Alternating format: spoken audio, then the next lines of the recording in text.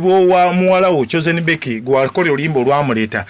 abantu erinnya litandise okufana danti emikolo gino gyamisinze esatu solution gija ino kubanga erinnya likomawo obanga lidda bibaamu those are the challenges ezibirawo ng'omuyimbi zibaawo challenges omuyimbi za facing azizo olumu osobola okubanga oli mulwadde naye bakuwadde sente bo tebaagala bimanya kituufu okitegedde bibaamu mu bulamu those are the challenges abayimbi ze bafuna ate abantu bo tebakimanyi bo boogera buli mu byasanze omuyimbi zo zonna ze challenges that is the one of a challenge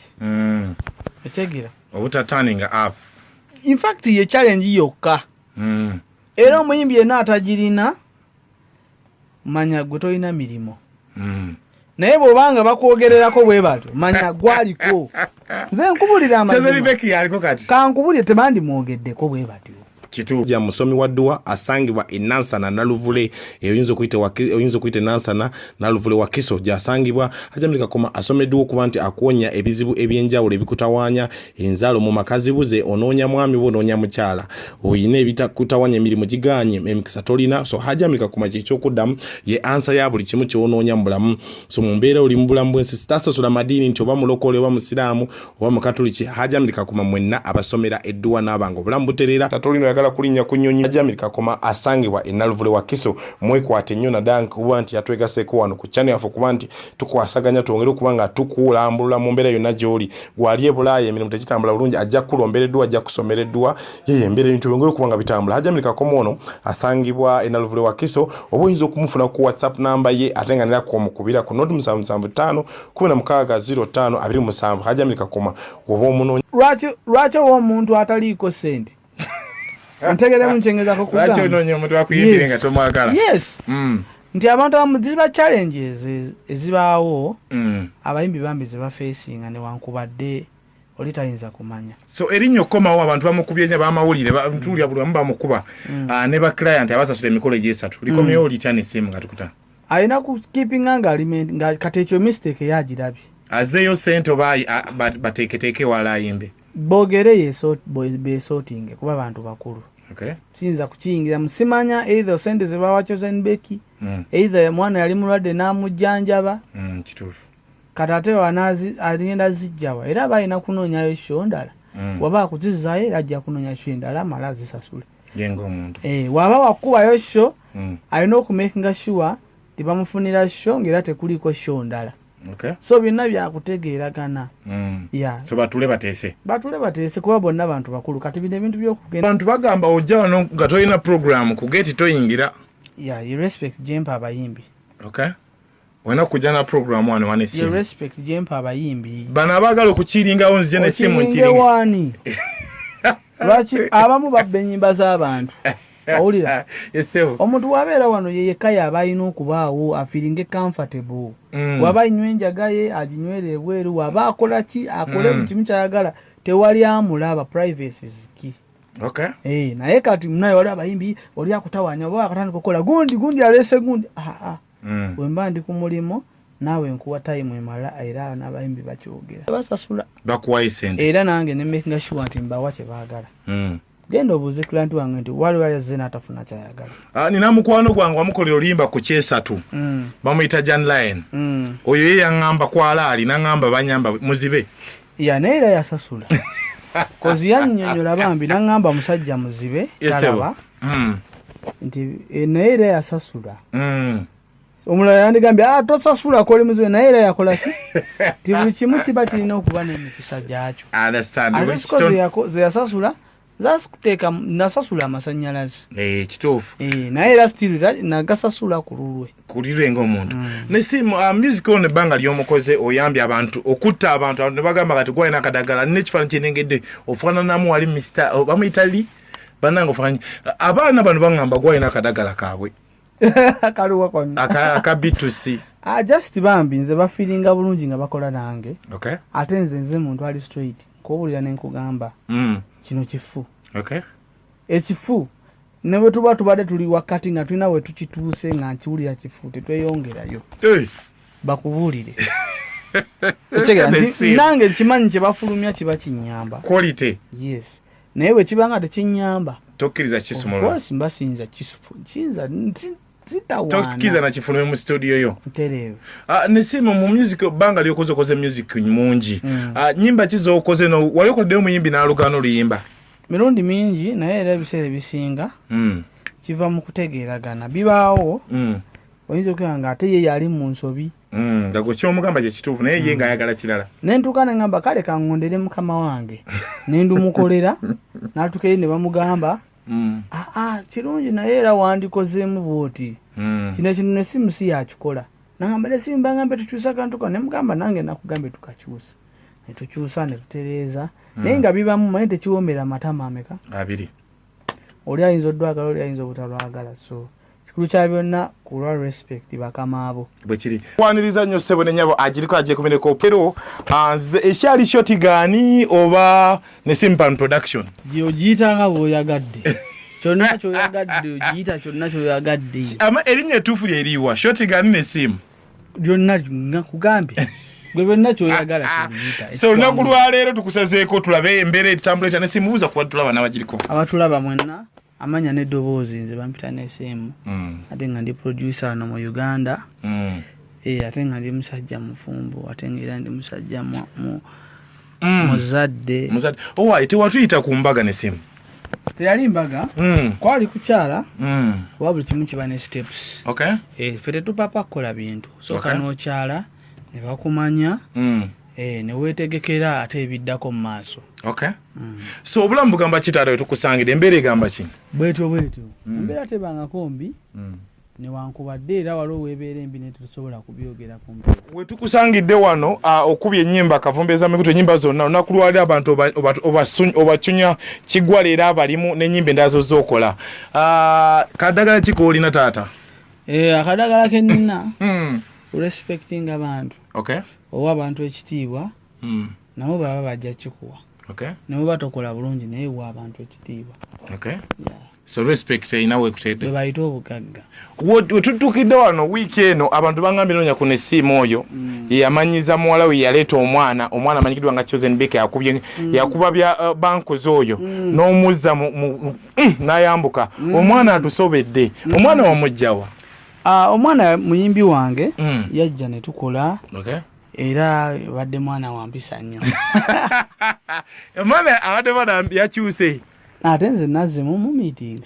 wasemba lukolera ddi Chosen Becky bambi twogerezeganya nkubira ne ku simu nambuulira ku bizibu byayitamu ng'omuntu kubeera mwana muto bani n'omubulira naye nambuulira wasemba mukolera luyimba kino simu baluyita luli awo twerabire nyamaye tukola ennyimba nyingi ennyimba nyingi nesimu katutunulira oli ku ki production ya house ya feno ngoma nyingi ebisigadde nesimu bagamba ali selfish tetulina side producer tetumulaba sente ozirya wekka emiliyoni gyojja ku bantu ogirya wekka nesimu ate emiliyoni gyenzija ku bantu lwaki abantu obatiisa totiisa bantu kati ensonga eri bweti omuntu ava e Rwanda omuntu n'ava e Zambia omuntu n'ava e Nigeria ng'ayagalwa kola na muntu atya katugeba muwa omuntu omulala is a sign of disrespect so there is need for respect yes omuntu aba ayagala gwe nesimu obadde nga nisenu bagamba wamalala naye gwe toli wamalala n'abantu bagamba oseera ki ekikuseeza era oba toseera atandikirwa akajja atya si kuseera abantu just batya quality ya waaka gwe bootya abantu bebuzibu balina omuntu atya quality ya waaka nalowooza mwana oyo kayimba ako nga lulimba olwo nga like alukoledde miliyoni nga 5 naye ng'atidde buti just waaka gwatidde emirimu temugitya bannange n'abayimbi bennyininyini bemwegomba nabo basasula nabo bantu toyina muyimbi atasasula wone simu wesibalabangako toyina muyimbi atasasula oli wajjewo sente kyekisooka n'omukolera ne mukwatagana ekyo kyo nkibeebaliza nti bampa nnyo respect ewala eba temusasula nze wange basasula bakuwayo sente era nange ne making sure nti mbawa kye baagala genda obuuze client wange nti waliwo yazze n'atafuna kyayagala nina mukwano gwange wamukolera oluyimba ku kyesatu bamuyita Jan Lion oyo ye yaŋŋamba kwalaali naŋŋamba banyamba muzibe naye era yasasula kozi yannyonnyola bambi naŋŋamba musajja muzibe talaba nti naye era yasasula omulala yandigambye tosasula kole muzibe naye era yakola ki ti buli kimu kiba kirina okuba n'emikisa gyakyo ze yasasula zasikuteeka nasasula amasannyalaze kituufu naye era still nagasasula ku lulwe ng'omuntu ne si music ono ebbanga ly'omukoze oyambye abantu okutta abantu ne bagamba kati gwalina akadagala n'ekifaananyi kyenengedde ofaananamu wali Mr. bamuyita li bannange ofaananyi abaana bano baŋŋamba gwalina akadagala kaabwe kaliwa konna aka B2C just bambi nze bafiringa bulungi nga bakola nange ate nze muntu ali straight kuwulira nenkugamba kino kifu ekifu ne bwe tuba tubadde tuli wakati nga tulina we tukituuse nga nkiwulira kifu tetweyongerayo bakubuulire nange kimanyi kye bafulumya kiba kinyamba quality yes naye bwe kiba nga tekinyamba tokkiriza kisumulwa mbasinza kinza tokkiriza na kifulume mu studio yo ntereevu ne simu mu music banga lyokoze music mungi nyimba kizokoze no wali okoddeyo muyimbi n'alugano luyimba mirundi mingi naye era ebiseera ebisinga kiva mu kutegeeragana bibaawo oyinza okugamba nga ate ye yali mu nsobi ndago kyomugamba gye kituufu naye ye ng'ayagala kirala nentuuka ne ngamba kale kaŋŋondere mukama wange nendumukolera n'atukeyo ne bamugamba kirungi naye era wandikozeemu bwoti kino ne simu si yakikola nagamba ne simu baŋambe tukyusa kantu kano ne mugamba nange nakugambe tukakyusa ne tukyusa ne tutereeza naye nga bibamu naye tekiwombera amatama ameka 2 oli ayinza oddwagala oli ayinza obutalwagala so kikulu kya byonna kulwa respect bakama abo bwe kiri wiiki eno oba wiiki ewedde recently muganda waffe Fefe Busi yakwata akafaanyi n'akateekayo ak'emabega nga ne simu akasukala ga Fefe Busi akasuka ebya music byakomawo taata fine ebya music nga kati nkyayimba kubeera ndi muyimbi yesevo era kyenkuba manya nzayimba awo gwakasuse so olumu mukama atuwa amaloboozi gaffe tugakozese bulungi si nti bakuwadde eddoboozi olikozesa nga bw'oyagala nti olwokuba bakuwadde eddoboozi oyimba bulungi ofulumye mulimu amaloboozi agamu nga tegali meant kufuluma wabweru newankubadde oyimba bulungi manyi n'abantu bennyini betubeera nabo batusudira osobola oyimba osobola okuyimba olufulumya akayimba bw'otipa bene ebintu byakubaza mirundi emeka 2 naddamu okuproducinga abantu bajja kuba banneesiga nziba ennyimba zaabwe nkola nti kimu kyokubiri ogenda tuka time nga bakukompitinga n'abakirayanti bo kyokusatu ogenda tuka time nga naye kanyini oli mu competition traka gye wandiwaddewo omuyimbi wo nawe ojagala gituulamu ekyokuna gwe kennyini abantu abandi badde bakulabanga producer abandi badde bakulabanga omuyimbi asasula sente za studio n'akulabira bwereere ontegedde bulungi ekyokutaano tosobola kukola bintu bibiri atego waliwo ekiina okugaana tosobola kuyimba ate nga baproducinga lwaki ekisookera ddala buli kimu kyetaaga time oyinza okwekaga wano ng'okola 50 ne wano 50 oli omwana najjanga muto avudde eri yakuba 100 kyakula kyokka weno oba tulina gwosinga neno oba tolina nesimu Daddy Andrew akola ki simanyi ayimba na producing kiri kityawo awo sinaba kutegeerawo bulungi wabula nze kyemmanyi nze mulaba ayimba ate mulaba producing so kikyata wabudde simanyi kyasinga kati nawe njagala okole kyakola nga kiki kyotegeera njagala music afulume production kyaggwa music njagala afulume andi kati kiva mu bantu okulaba nekidda mu future ontegere bulungi nga I have bills to pay I understand tunoonya fame twagifuna kituufu kati twagala sente I understand kituufu ontegere bulungi kiva mu kuba obutalowooza nnyo bana abantu fame is rented bana abantu batubuzaabuza amatu twagala sente tuto tulina family twagala nazimba ddi ku nnyanja nga ndi malala emyaka gimpitako ontegedde bulungi kati byo byenkugamba titugenda kwegomba naye tugenda kutuuka ku byetwagala lwamalala bwekiri so mumbeere nesimu nga sinamba kuta production ezijja bipya kibiri under shotgun oba ne Sinpan production maya abasinga bamanyira boolulya ne Sinpan production tebabuuza birala bamanyi yeggwe so well bingi nnyo ebijja ate nga bigenda bisabuukululwa soon esitera kwogera bifuluma wabweru olw'ensonga obudde bwensinga okuba nabo wakola obudde oba okwogera mba si buyina era bwe mba mbufunye ndowooza olaba njogera byonna ne biggwayo abantu bekugapeera nesimu eddoboozi bali misinga essaawa zino siri stable for singing kubanga era siri muyimbi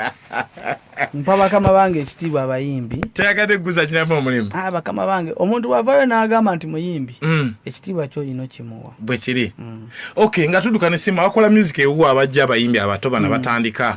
wena muganda wange wakoledde akayimba mu countdown yange ku metro tekava mbakayita kigo big jam big tune nina muganda wange bamwita Dani B nendira project abataba baana bazze nnyo gyendi nga project nzulu yaziva gyoli ate nga baana bato so abayimbi abataba bajja bapya bakufuna social media abamu ne banoonya enamba ya bakama bange wali abali ku reception enamba eri 0777 629231 abamu ne banoonya ne ku social media ne Simpan Production ku Instagram ne Simpan Production ku Facebook ne Simpan Production buli wamu gwajjokowa abantu bagamba ojja wano nga tolina program ku gate toyingira you respect jempa abayimbi wena kujja na program wano wanesimu you respect jempa abayimbi bana abagala okukiringawo nzije nesimu nkiringa